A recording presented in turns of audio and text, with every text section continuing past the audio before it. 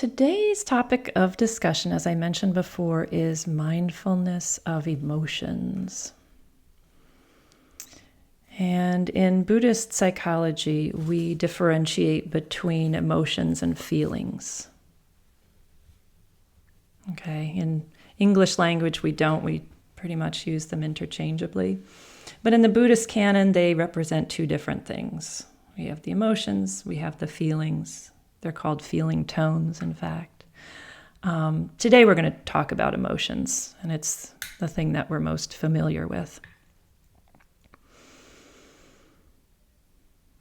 To introduce mindfulness of emotions, right, I wanted to share a personal story. So my dad was a World War II refugee. He left Estonia towards the end of World War II, and he lived in a refugee camp in Germany for maybe 4 years. And it was a very difficult time in history. He spent his formative years scared all the time and starving. He was malnourished. So were his brothers and sisters. But he had fun, because kids do that, and he had some fun stories for us. And his parents were survivors, especially his mom. But it was difficult. And, they eventually came to the U.S. He assimilated, and he married, and he was a good man.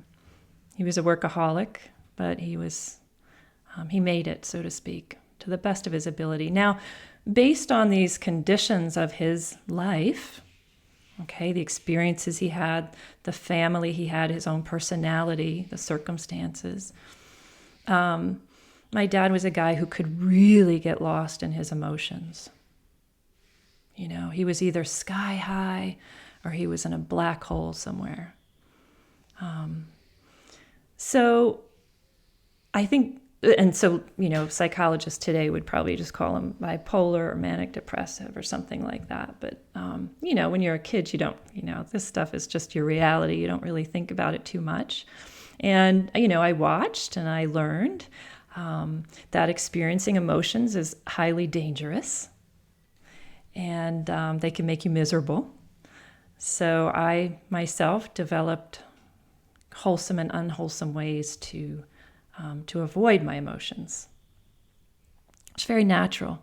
It's not healthy, but it's very natural and makes a lot of sense when you think about it. Two of my main protective mechanisms were intellectual engagement and obsessing about food and weight. So they were great techniques to just kind of get away from it all. And I say great a little bit like that.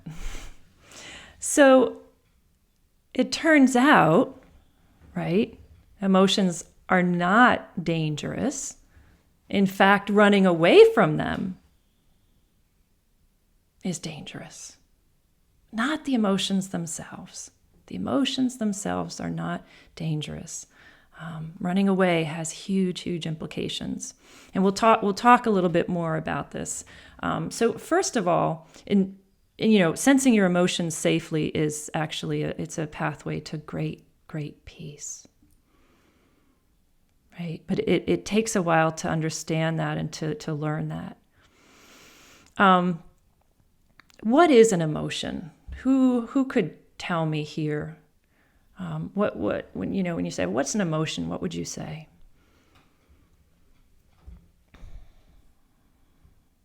What's an emotion? What is it?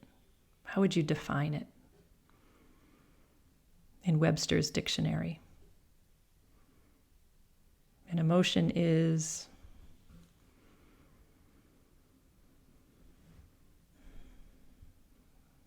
a feeling, a reaction, a feeling, a reaction. Yeah, okay, you got it. An emotion is so it's a feeling, and I think what you're meaning is it's like a physical sensation, right? An emotion is a physical sensation, and it's created in our body, and it's a reaction to something, and it gives us input. It gives the organism input about our experience. Okay? Now, this sometimes isn't intuitive for people who avoid their emotions. It's also not intuitive for people who tend to get completely swept away by their emotions. But it's just a physical sensation, and it's providing us input as a reaction to something that's going on in the world around us. So my next question for you would be, why do we have emotions? Like, why was the human organism rigged up to have emotions? Anybody? To protect. To protect us, exactly. Danger. To look out, to know. Protection of self, right? We're designed to survive. So yeah, it's this physical system. It's telling us what's going on, like protection. Think of fear. If you're walking through the forest and you see a snake-like shape on the ground, your emotions come up before the prefrontal cortex, the rational, logical brain. That's a separate part of your brain. The emotions are this tiny little spot down at the ancient brain. That ancient brain wants you to survive, so it sees this snake-like object and it says, jump out of the way, get away. Right? It's not going to wait around for you to analyze whether it's a rope or a vine or a snake. It's just like, go. So yeah, it's a protective mechanism. And I would also add that it's also going to pull us towards things that are beneficial to us, because we do tend to move towards emotions that feel good, right? So the problem is nowadays we don't walk around in the wild, right? We're not usually at risk of death most of the time. I mean, some people live in incredibly precarious situations, but in general, the course of our days don't need to have this monitoring system at such a high level. But it's hardwired into our bodies, so we have to be aware of how it's working on us, right? Something really, really interesting. Researchers have found that emotions last in the body for 60 to 90 seconds on average. 60 to 90 seconds. They're very short-lived primal sensations. Okay? The problem is when the thoughts get involved, it's just like putting fuel on the fire. The emotion is just going to pass through. But if you have your story and you jump back into your story and you replay that little movie in your head, you've just you've restarted the emotion again. And so, for instance, if it's a feeling of fear, right? If you're able to stay with the feeling and let it pass through and not engage in the story, well, gosh, you'll be okay in 60 to 90 seconds. However, our habit is to replay the story, and so we'll be in a state of existence that's sometimes unbearable, a fearful state that goes on and on.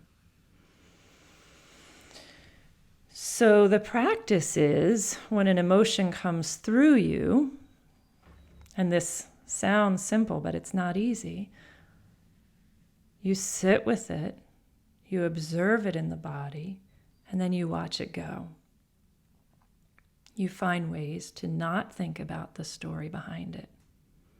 You focus on the feeling in the body. And you ask yourself, can I stay with this uncomfortable feeling for 60 to 90 seconds? Is it heat? Is it vibration? Is it tense? Sometimes when it's anxiety, it feels like you're actually going to die, right? But you're not going to die. You're sitting in your house worrying about something. You're not actually going to die. I mean, we're all going to die, but, probably not. Can we sit with that? And I'll put in here again, there are so many times when it's not skillful to stay with super strong emotions that we have to learn how to pivot. Like when it does become unbearable, it's not skillful to continue to stay with the feeling. So that's important to add. But in general, especially for simpler emotions, which we practice with day to day, we try and sit with it and wait for it to go. Let me put up a slide here for you.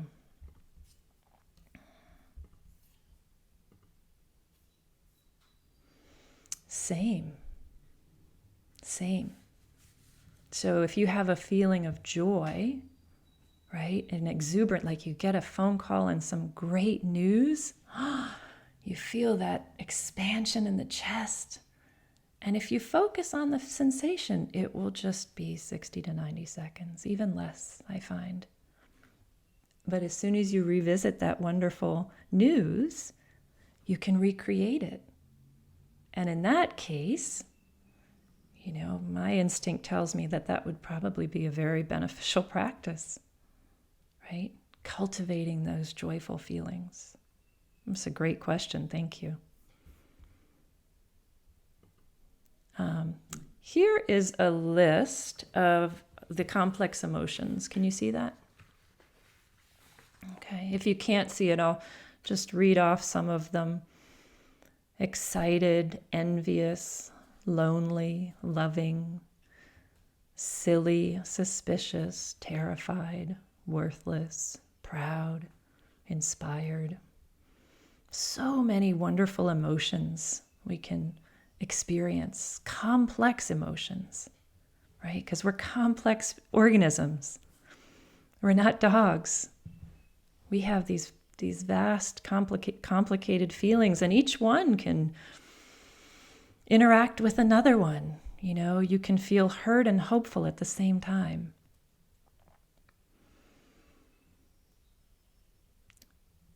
It's important to remember that, this list is so long. There are certain emotions that some people don't even have access to. Really important to remember this. But in general, so our emotions are this gold mine of information for us, right? And if we don't get caught up, if we don't get trapped and caught in that cycle of feeding them with our thoughts. Let's look at the primary emotions. So these are the complex emotions. However, the primary emotions, the emotions that we experience as infants, okay, there's only 4. Mad, sad, glad, and afraid. When your brain is just developing, this is what you get. So you could you can really boil down all the complex ones into these 4. For instance, if you're annoyed at someone, it's really mad, you're angry. If you're lonely, it's a form of sadness. If you're inspired, it's gladness. If you're feeling lost, it's fear.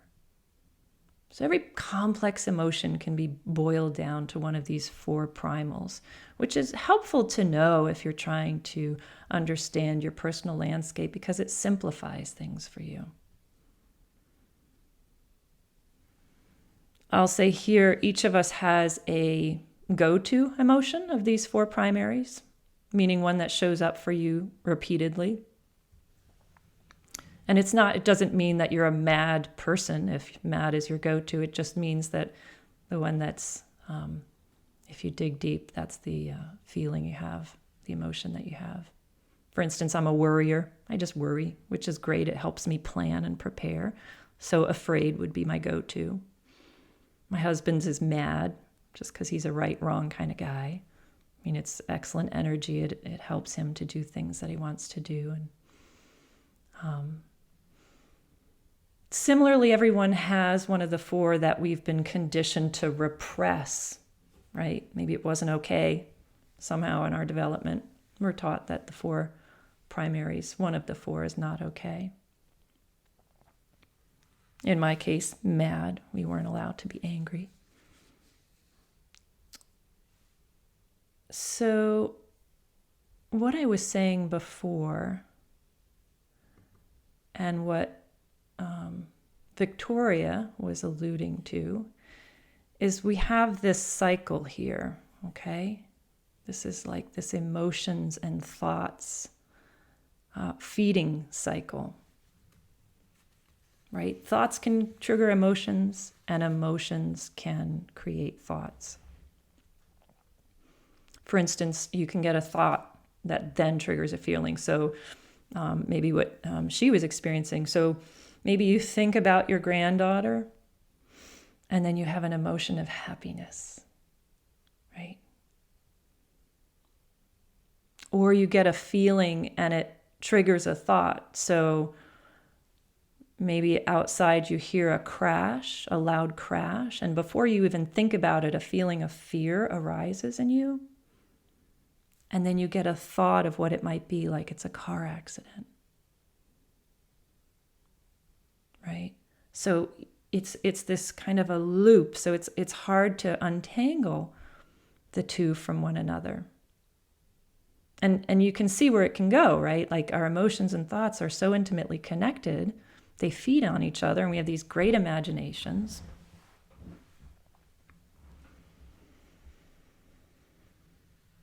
And in regular life, since we're not in the forest, expending all of our excess energy, the feedback loop ends up happening on a chronic scale.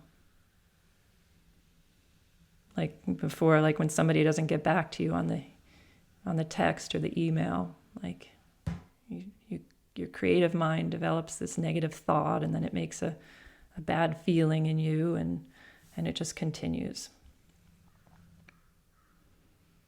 Because of this loop, people can literally drown in their feelings. Other people just shut them down, right?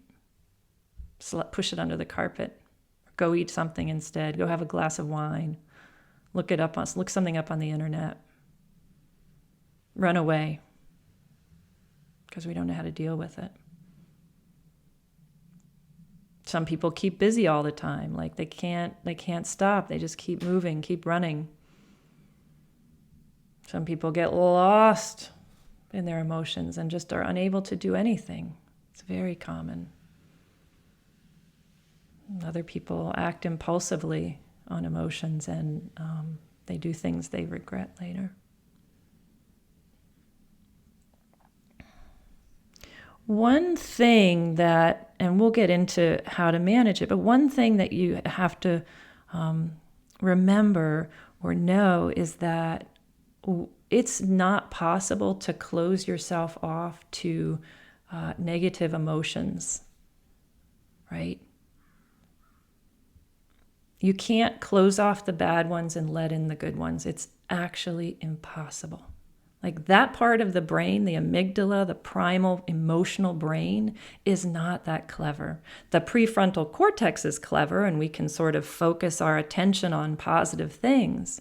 But if a negative emotion has arisen for you, you've got to deal with it. Okay?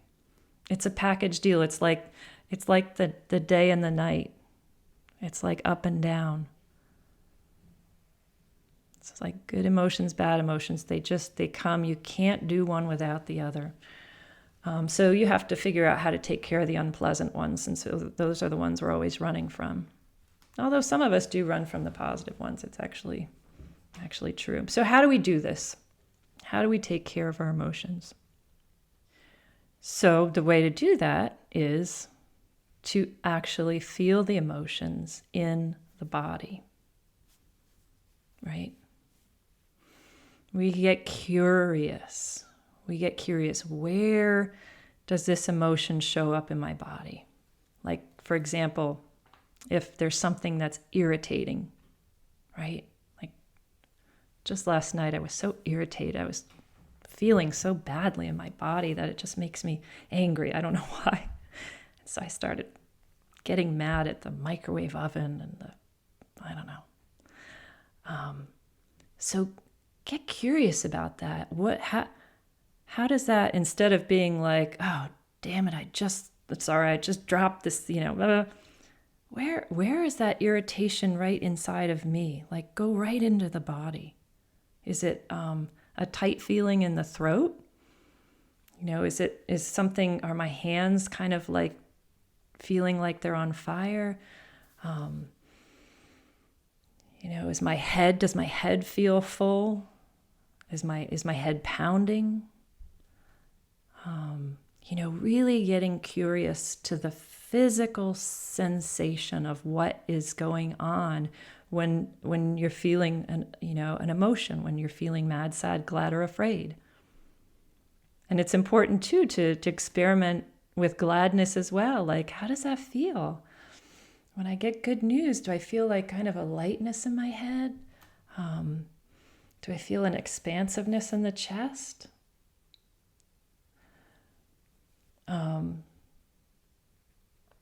Sometimes your body can feel really heavy. Maybe you get sad news. Something really sad comes. So what is that heaviness in my shoulders and my heart? Like, feel that, explore that, talk to yourself about that. Like, what is that? Sometimes your face can feel really frozen. Some piece of news comes in and you feel a little bit numb or frozen. Like, how does that feel? A lump in the throat, right? Sometimes you get a lump in your throat from something. The stomach is a place that has a lot of sensations, like you get a knot in your stomach. A different, the whole front chest, the whole front part of your body has a lot of, if you start to explore that, it's not just up in the chest, it moves down into your stomach. There's things that can make your stomach churn up. So we look for that. We start to get really, really curious, especially in either way. If you've closed off to emotions, if you run and just get a snack when something unpleasant comes, that's called closing off. Or if like there's just a torrent and it's just like overwhelming, just find out where it is in the body. Get familiar with your body's particular way of feeling the different things that come through it, the different emotions that go through it. And, as you're doing that, keeping in mind that it's 60 to 90 seconds. If you can keep your attention just on that physical sensation, if you can somehow stop going back to the story, see if you can ride it out.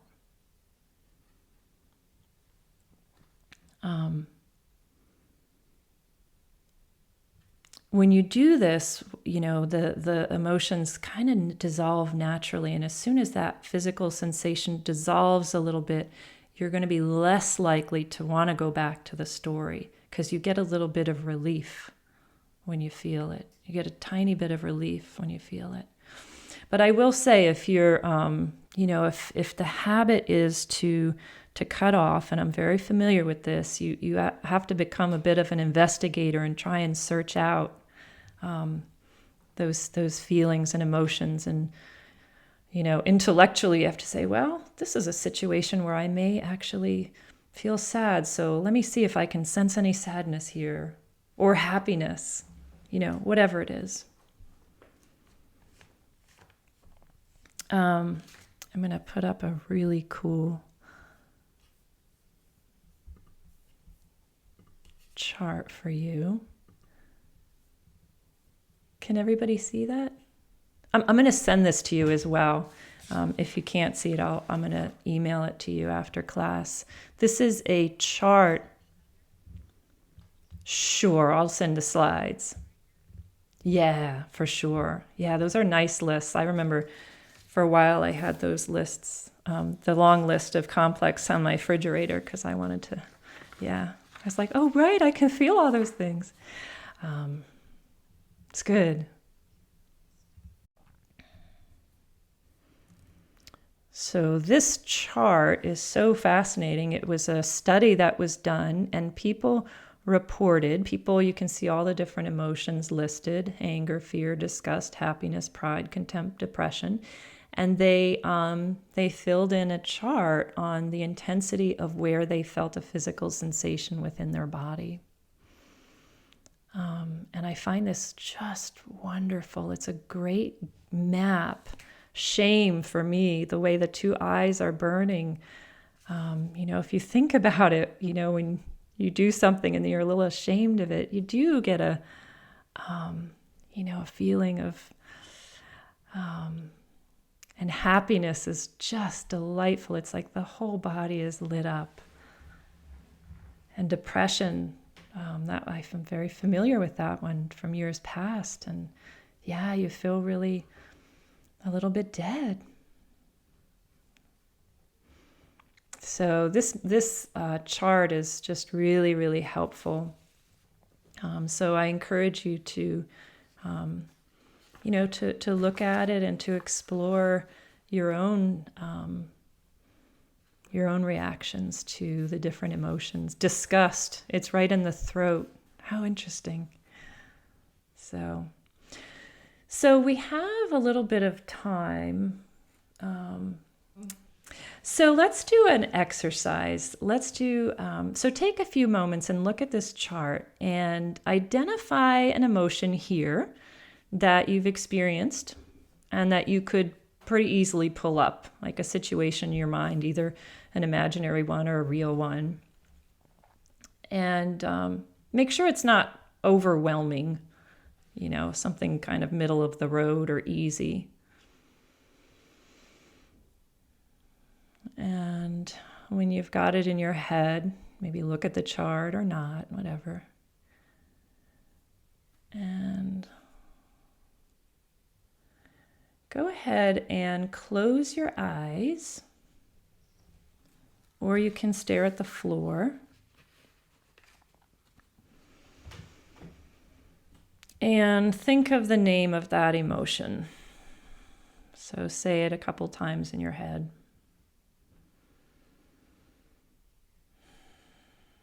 And then remember the situation where you felt this emotion, or pull to mind an imaginary situation where you would feel that emotion.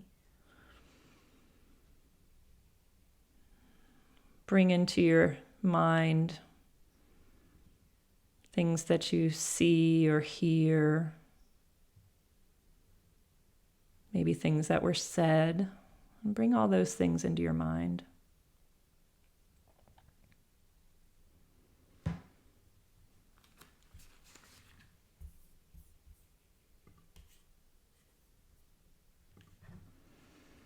Now, while you have the situation in your mind, identify how you experience the emotion in your body. Like, where are you feeling it showing up for you physically?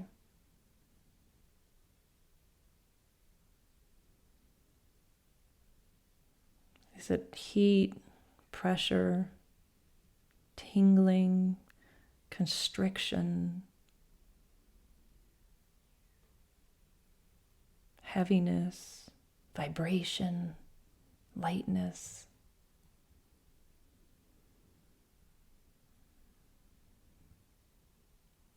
And if you can't feel it yet, that's okay. Just keep looking, keep bringing up the emotion. Keep looking like a scientist, investigator. See if there's any other sensations around your body as well. Maybe close to the primary place where you can feel it.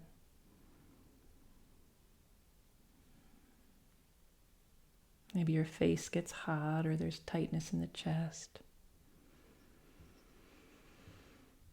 Lightness somewhere.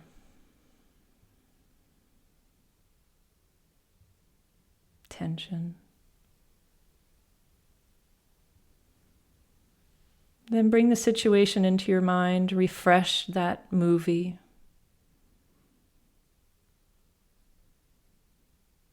And then get away from the story and focus entirely on the bodily sensation. And see if you can feel the physical sensations arise and subside.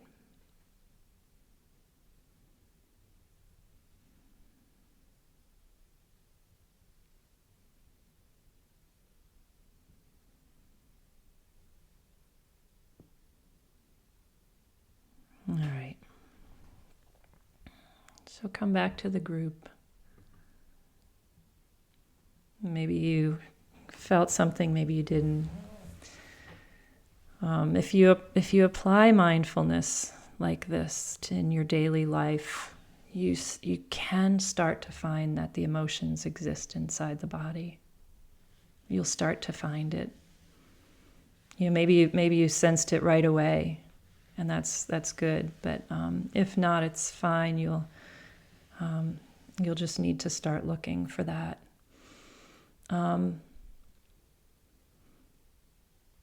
It's the stories in the head, in the mind, that fuel these emotions. And that's why our emotions really get out of hand. People really can get out of hand with their emotions, some people. Other people can really just not know, what they're feeling. So anyway, this is a wonderful practice to anchor yourself, no matter what's going on. And it's the practice we do. We keep coming back to the body. In peaceful time, we just come back and sense the body in whatever way we can. Whatever way we can come back to this present moment, we practice that. And then when emotions come through, or at times when emotions we would like them to come through, we look for them and we experience them. So, but we have to remember that we have a body, and we have to keep our attention at our body. And that's very simple, but not easy. So